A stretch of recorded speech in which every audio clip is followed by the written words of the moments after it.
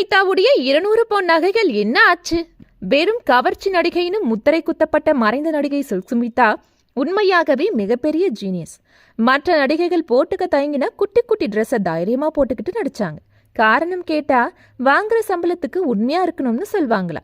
அதோட ஷார்ட் ஃப்ராக்ல மேல துண்டு கூட போட்டுக்காம உட்கார்ந்துருந்த அவங்கள அங்க இருக்கிறவங்க பார்த்தா கூட இருக்கிறவங்க துண்டு போட்டுக்க சொன்னா பார்த்தா பார்த்துக்கிட்டு போகட்டும்னு நம்மட்டு சிரிப்பாங்களாம் சில்க். எங்க அக்கா விஜயலட்சுமி எங்களுக்கு எந்த பண உதவியும் செய்யல, அவங்களோட சொத்துக்கள் எல்லாம் என்ன ஆச்சுன்னு கூட எங்களுக்கு தெரியாது.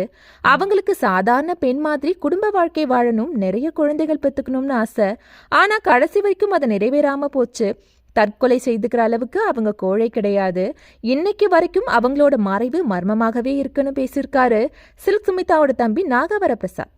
அதாவது ஷூட்டிங் இல்லாத நாட்கள்ல வீட்டில் பட்டுப்புடவை கட்டி நிறைய நகைகள் போட்டுக்கிட்டு இருப்பாங்கன்னு நடிகை ஷர்மிளா கூட ஒரு இன்டர்வியூல சொல்லியிருந்தாங்க. நகை பெரியரான சில்க் 100 முதல் 200 பவுன் நகை வரைக்கும் வச்சிருந்ததாகவும் அதெல்லாம் இப்ப யார்கிட்ட இருக்குன்னு தெரியலங்கிறது சில்க் சுமிதா குடும்பத்தோட ஆதங்கமா இருக்கிறது குறிப்பிடத்தக்கது.